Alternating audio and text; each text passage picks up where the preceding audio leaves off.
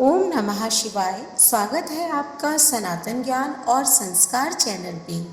सावन महात्म्य की कथा जो आप हमारे चैनल पर प्रतिदिन सुन रहे हैं, आज उसी के अगले अध्याय का श्रवण करेंगे। तो प्रेम से बोलिए ओम नमः शिवाय।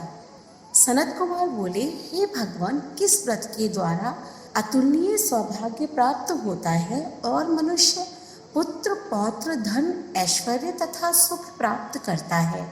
हे महादेव, व्रतों में उत्तम उस व्रत को आप मुझे बताइए। ईश्वर बोले, हे सनत कुमार, तीनों लोकों में विख्यात दुर्वा गणपति व्रत है। सर्वप्रथम भगवती पार्वती ने श्रद्धा के साथ इस व्रत को किया था। हे मुनि सत्तम, इसी प्रकार पूर्व में सरस्वती, महेंद्र, विष्णु, कुबेर, अन्य देवता, मुनिजन, गंधर्व, किन्नर, इन सभी ने भी इस व्रत को किया था। श्रावण मास की शुक्ल पक्ष की शुद्ध व महापुण्यदायी चतुर्थी तिथि को इस व्रत को करना चाहिए, क्योंकि उसी दिन सभी पाप समूह का नाश हो जाएगा। चतुर्थी के दिन स्वर्ण पीठासीन स्थित एकदंत गजानन विघ्नेश की स्वर्णमयी प्रतिमा बनाकर उसके आधार पर स्वर्णमय दूर्वा को व्यवस्थित करने के पश्चात विघ्नेश्वर को रक्त वस्त्र से वेष्टित ताम्रमय पात्र के ऊपर रखकर सर्वतोभद्र मंडल में रक्त पुष्पों से अपामार्ग, शमी, दुर्वा, तुलसी, बिल्वपत्र, इन 5 पत्रों से, अन्य उपलब्ध सुगंधित पुष्पों से, सुगंधित द्रव्यों से, फलों से तथा मादकों से उनकी पूजा करनी चाहिए और इसके बाद उन्हें उपहार अर्पित करना चाहिए। इस प्रकार अनेक उपचारों से भी गिरिजापुत्र विघ्नेश की पूजा करनी चाहिए।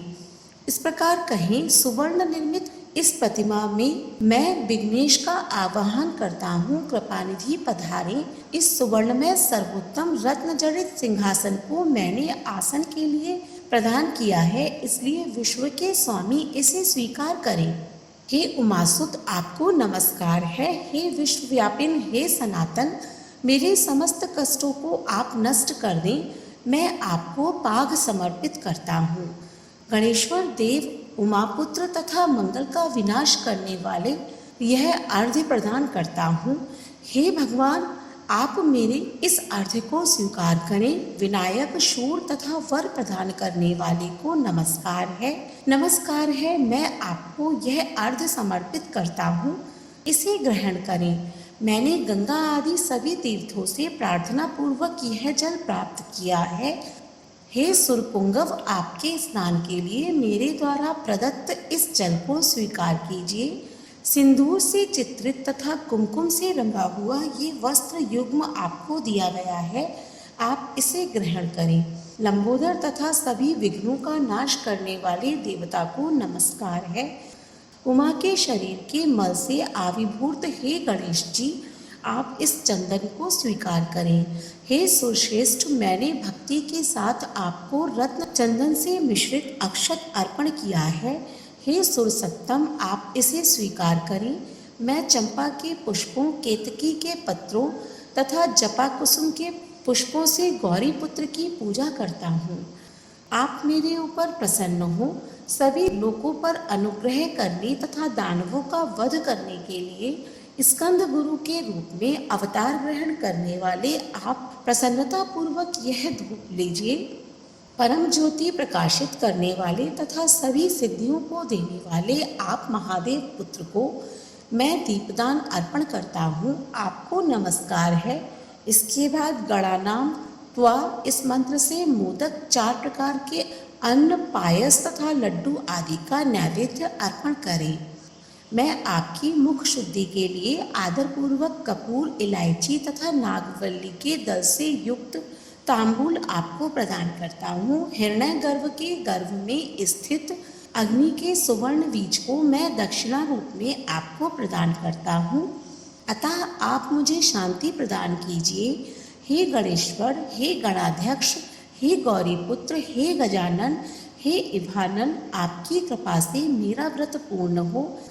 इस प्रकार अपने सामर्थ्य के अनुसार विघ्नेश का विधिवत पूजन करके उपस्कर निवेदित सामग्री सहित गणाध्यक्ष को आचार्य के लिए अर्पण कर देना चाहिए। उनसे प्रार्थना करें, हे भगवान, हे ब्राह्मण, दक्षिणा सहित गणराज की मूर्ति को आप ग्रहण कीजिए। आपके वचन से मेरा यह व्रत आज पूर्णता को प्राप्त हो। जो मनुष्य 5 वर्ष तक इस प्रकार व्रत करके उद्यापन करता है वह वांछित मनोरथों को प्राप्त करता है और देहांत के बाद शिवलोक को जाता है, अथवा 3 वर्ष तक जो इस व्रत को करता है वह सभी सिद्धियां प्राप्त करता है। जो व्यक्ति उद्यापन के बिना ही इस उत्तम व्रत को करता है, विधि के अनुसार भी उसका जो कुछ किया हुआ होता है वह सब निष्फल हो जाता है।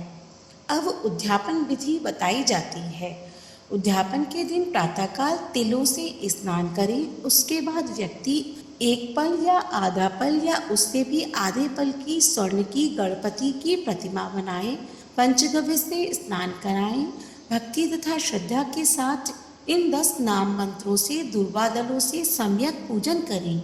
हे गणाधीश, हे उमापुत्र, हे अग्नाशक, हे विनायक, हे ईशपुत्र, हे सर्वसिद्ध प्रदायक, हे एकदंत, हे इववक्त्र, हे मूषक वाहन, आपको नमस्कार है।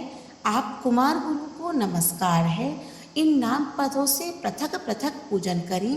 पहले दिन अधिवासन करके प्रातःकाल ग्रह होम करके दुर्वादलों तथा मोदकों से होम करना चाहिए।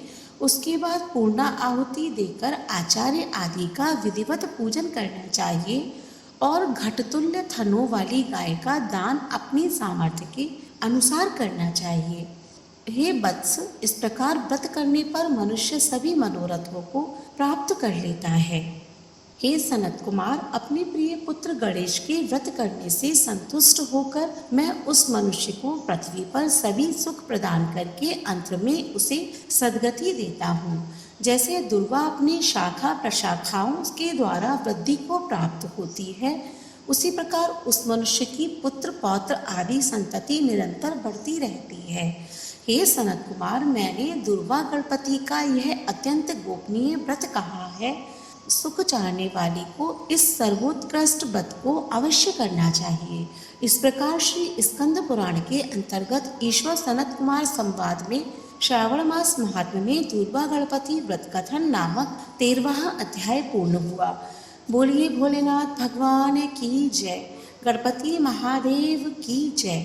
वीडियो अच्छी लगी हो तो लाइक करें और कमेंट बॉक्स में ओम नमः शिवाय अवश्य लिखें। ऐसी ही धार्मिक वीडियोस देखने के लिए हमारे चैनल को सब्सक्राइब करें। धन्यवाद।